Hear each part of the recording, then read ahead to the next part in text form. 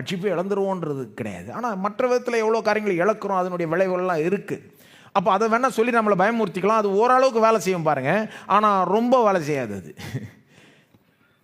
பயமுறுத்தினா சிலர் ஓரளவுக்கு தாங்க வேலை செய்யும். சின்ன பிள்ளைகளை பயமுறுத்தலாம் நீங்கள். இதே இது கொஞ்சம் பெரியவன் ஆகிட்டானா பயமுறுத்துறதுலாம் வேலைக்கு ஆகாது. போயிட்டு வாங்க அப்படின்வாங்க.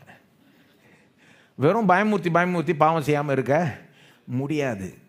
இயேசுனுடைய அன்பை திரும்ப பார்த்தீங்கன்னா, இயேசு உங்களை எவ்வளோ அன்பு கூர்ந்து உங்களுக்கு என்ன செஞ்சு உங்களுக்கு என்ன கொடுத்திருக்கிறார். உதாரணத்துக்கு எப்படி கிறிஸ்துவுக்குள் உங்களை நீதிமான ஆக்கியிருக்கிறார் தேவன். சோதனை இழுக்கிறப்போ அதை பாருங்க. கிறிஸ்துவுக்குள் என்னை நீதிமான் ஆக்கிட்டார். அதுக்குன்னே நான் வாழ முடியாத வாழ்க்கை எனக்கு வாழ்ந்துட்டார், பர்ஃபெக்டாக வாழ்ந்துட்டார். நான் சாக முடியாத ஒரு சாகை அவரே செத்துட்டார், மரிச்சிட்டார். எனக்காக மரித்து உயிரோட எழும்பி இன்னைக்கு கிறிஸ்துவுக்குள் நான் நீதிமானாக இருக்கிறேன். வேதம் சொல்லுது, நீங்கள் கிறிஸ்துவுக்குள் நீதிமானாக இருக்கிறீங்க. நீங்கள் நீதியை செஞ்சதுனால நீதிமான் இல்லை, கிறிஸ்து நீதி செஞ்சதுனால நீங்கள் நீதிமான். கிறிஸ்துவை நம்புகிற யாவரும் நீதிமான்கள். சொல்லுங்க, நான் நீதிமான். அதை நீங்கள் உங்களுக்கே சொல்லிக்கோங்க. அதை பற்றி ஒரு செய்தியை வேணா போட்டு கேளுங்க. எப்படி நீங்கள் நீதிமானாக இருக்கிறீங்க, எப்படி நீங்கள் உங்களை பரிசுத்தமாக்கி விட்டார், கழுவி விட்டார். வசனம் சொல்லுதுல, கழுவப்பட்டோம், பரிசுத்தமாக்கப்பட்டோம், நீதிமான்கள் ஆக்கப்பட்டோம். இதெல்லாம் நடந்திருக்குன்னு உங்களுக்கே சொல்லி பாருங்க, பாவம் செய்ய மனசு வராது.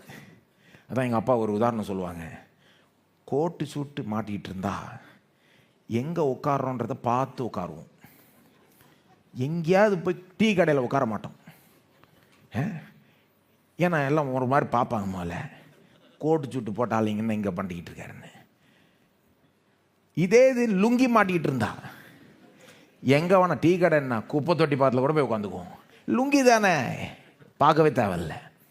நமக்கு கோட்டு சூட்டை காட்டிலும் இயேசுனுடைய நீதினால் தரிக்கப்பட்டிருக்கிறோம். இயேசுடைய நீதி என்ன கம்ப்ளீட்டாக மூடுது. தேவன் என்ன பார்க்குறப்போ என்ன பார்க்கல, இயேசுடைய நீதியை தான் பார்க்குறாரு. என் பாவத்தை பார்க்க மாட்டேன்றாரு, நீதியை தான் பார்க்குறேன்றாரு. அப்போ என்ன நீதிமானை தான் பார்க்குறாருன்றது உங்களுக்கு நினைப்படுத்தி பாருங்கள். அந்த பாவத்தையும் வேணான்ட்டுப்பீங்க. இந்த அழுக்கு வேண்டாம் நமக்கு. இயேசுவே பாருங்கள், எல்லாம் சொல்லுங்கள், இயேசுவே பாருங்கள். நம்ம எல்லாரும் எழுந்து நிற்போம். இப்போ நான் சொன்னதெல்லாம் வேதம் கொடுக்குற வழிகள் பாருங்கள். ஆனால் எனக்கு புரியுது, சில நேரம் நாம் பாவம் செய்கிறோம், சோதனையில் இழுக்கப்படுகிறோம். சோதனையினால் சீஷர்லேயே அப்படி இழுக்கப்பட்டாங்க. அன்றைக்கி பயங்கரமாக விழுந்தாங்க. இயேசு வேணுன்னா அன்றைக்கே அவங்கள தூக்கி எறிஞ்சிருக்கலாம்.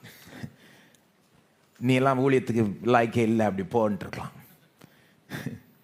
ஆனால் அவங்கள எல்லாரையும் மன்னிச்சு, யார் யார் அவர்கிட்ட வந்தாங்களோ எல்லாரையும் மன்னிச்சு ஏற்றுக்கொண்டு பெரிய ஊழியத்தை தந்தார், பெரிய விதத்தில் பயன்படுத்தினார். ஆக ஒருபோதும் நம்பிக்கை இழக்கவே தேவையில்லை. அவரிடத்தில் வருகிற யாரையுமே அவர் புறம்பை தள்ளவே மாட்டார். நம்ம யாருமே பர்ஃபெக்ட் கிடையாது. ஆனால் இந்த விஷயத்தில் நாம் வளரலான்றதை சொல்ல வர்றேன். நம்ம வளரணும்னு இயேசு விரும்புகிறார். விழித்திருந்து ஜெபம் பண்ணுங்கள். ஸ்தோத்திரம் தேவனே, உம்மை ஸ்தோத்திரிக்கிறோம், நன்றி செலுத்துகிறோம் ஆண்டவரே. இந்த காரியங்களை எங்களுக்கு போதிக்கிறதுக்காக நன்றி ஆண்டவரே. உடைய வசனத்தில் எவ்வளோ காரியங்கள் எங்களுக்கு நீர் சொல்லியிருக்கிறீர், போதிச்சிருக்கிறீர். இதெல்லாம் இன்னும் அதிகமாக கற்றுக்கொள்ள எங்களுக்கு ஒரு இன்ட்ரெஸ்ட்டை தாரோம், எங்களுக்கு ஒரு புரிந்து கொள்ளுதலை தாரோம். கற்றுக்கொள்கிற காரியங்களை வாழ்க்கையில் அப்ளை பண்ணி அதுக்கு ஏற்ற விதத்தில் வாழ்க்கையை மாற்றி அதை போய் செய்கிற அளவுக்கு எங்களை ஊந்தி தள்ளும் ஆண்டவரே. ஸ்தோத்திரம் ஆண்டவரே. நீர் அப்படியே செய்ய போகிறபடியால் நன்றி. விழித்திருந்து ஜெபம் பண்ணும்போது நிச்சயமாக நாங்கள் இந்த சோதனைகள்னால இழுக்கப்பட முடியாது என்பதை நம்புகிறோம் ஆண்டவரே. உடைய வசனத்தை நம்புகிறோம், உடைய வாக்கை நம்புகிறோம். வாக்கு மாறாத தேவன் நீர். போக போக எங்களை நீர் இன்னும் அதிகமாக உம்முடைய சாயல், உம்முடைய ரூபத்தை போல மாற்றிக்கொண்டே வாரும் ஆண்டவரை. பயன்படுத்தும் ஒவ்வொரு நபரையும் ஆசீர்வதியும், வழி நடத்தும். இயேசுவின் நாமத்தில் ஜெபிக்கிறோம், ஆமென். நம்முடைய கர்த்தராகிய இயேசு கிறிஸ்துவுடைய கிருபையும் பிதாவாகிய தேவனுடைய அன்பும் பரிசுத்த ஆவியானவருடைய ஐக்கியமும் நம்மோடு இன்றைக்கும் என்றைக்கும் இருப்பதாக. ஆமென்.